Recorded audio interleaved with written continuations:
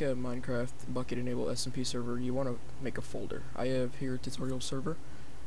Basically, you can just go new folder and whatever you want to call it.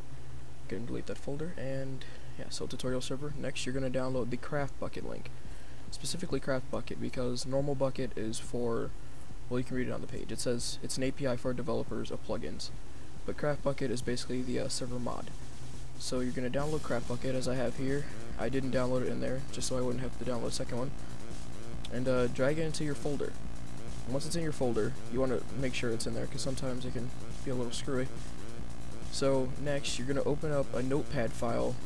The code's in the description, and you're going to, well, save a code that you can read over on the right in the description. You're going to make the file temp, and just copy and paste.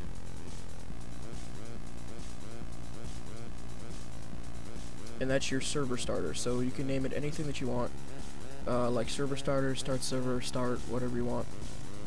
Here, I believe I name it server start. Important, you always want to make it all files, not notepad document, as that won't work. All files. And then when you save it, you want to make it a .bat file, so it will save as a .bat and it will start your server. So you can delete the temporary text document file and run your server.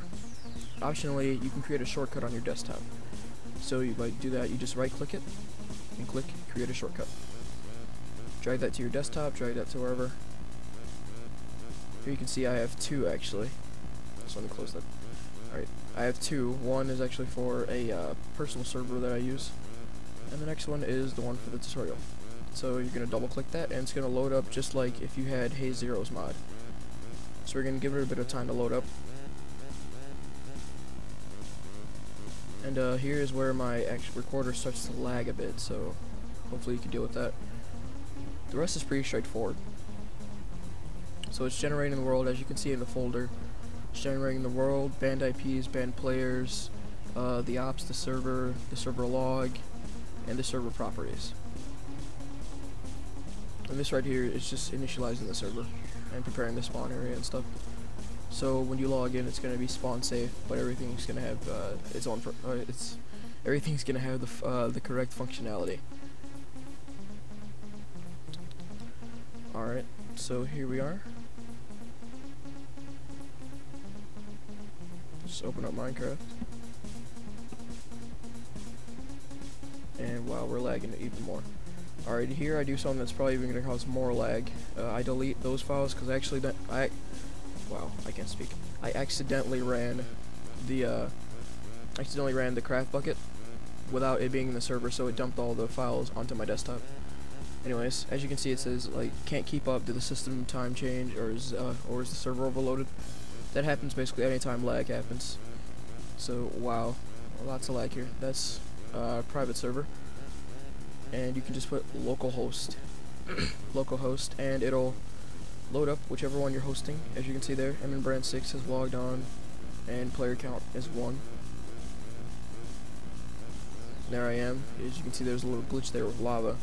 This won't happen to you typically. It's just because I was recording and my computer isn't so great. So yeah, that's me in a third-person view. You can kind of bear with the lag. I try to break my voice just cracked. I try to break a block there just to show you that it's spawn protected.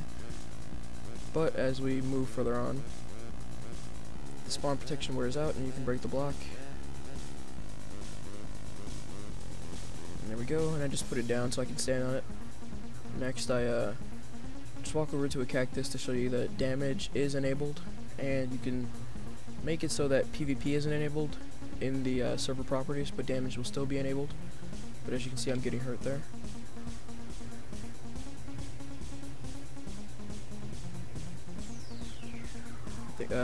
I just log out, undocumented, and right in there it says I lost connection because I quit.